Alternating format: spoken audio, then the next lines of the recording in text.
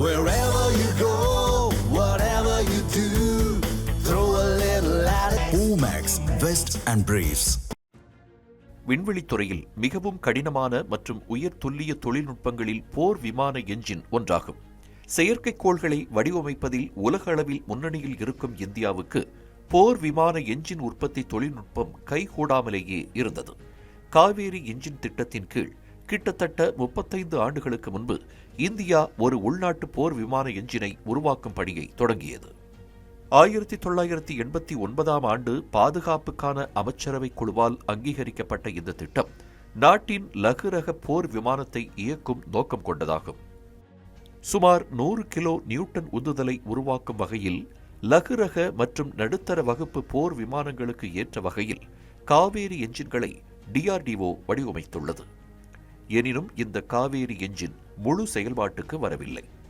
இதனால் தேஜஸ் MK-1 போர் விமானத்தில் GE F404 என்ஜினையும் தேஜஸ் MK-2 ஆகிய போர் விமானங்களில் சக்தி வாய்ந்த அமெரிக்காவின் GE F414 என்ஜினையும் நம்பி இருக்க வேண்டியிருக்கிறது. சமீபத்தில் GE ஏரோஸ்பேஸ் நிறுவனம் தனது என்ஜின்களை வழங்குவதில் தாமதம் ஏற்பட்டதால் தேஜஸ் போர் விமானங்களை இந்திய விமானப்படைக்கு ஒப்படைப்பதிலும் தாமதம் ஏற்பட்டது. தனது முழு கட்டுப்பாட்டில் போர் விமான திட்டத்தை வைத்திருக்க வேண்டுமானால் இந்தியா உள்நாட்டிலேயே போர் விமான என்ஜினை தயாரிக்க வேண்டிய கட்டாயத்தில் இருக்கிறது. இந்நிலையில் காவேரி என்ஜினை உள்நாட்டில் உற்பத்தி செய்யவும் மற்றும் விநியோகம் செய்யவும் பிரான்சுடன் இந்தியா கூட்டு சேர்ந்திருக்கிறது. இந்தியாவின் கேஸ் டர்பைன் ரிசர்ச் எஸ்டாப்ளிஷ்மெண்ட் நிறுவனமும் பிரான்சின் சாஃப்ரான் நிறுவனமும் இணைந்து போர் விமான என்ஜின்களை தயாரிக்க உள்ளன. இந்த திட்டம் முழுமையாக இந்தியாவின் அறிவுசார் உரிமைகள் கீழ் நடைபெற இருக்கிறது.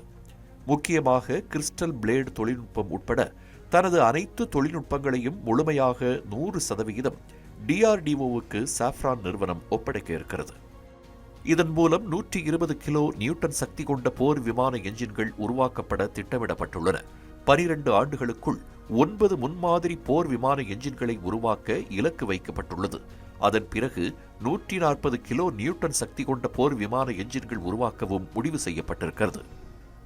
இது இந்தியாவின் 5வது தலைமுறை போர் விமானம். இரட்டை என்ஜின் போர் விமானங்கள் மற்றும் எதிர்கால ட்ரோன்களுக்கு வலுவான அடித்தளத்தை அமைக்கிறது. மேலும் இது ஒரு போர் விமானத்தை மட்டும் பற்றியது அல்ல, நாட்டின் முழு பாதுகாப்பு சுற்றுச்சூழல் அமைப்பையும் மேம்படுத்தும் தற்சார்பு மற்றும் தன்னம்பிக்கை பாரதத்தின் திறனை பற்றியதாகும். Wherever you go, whatever you do, throw a little at it. Omax, Vest and Briefs.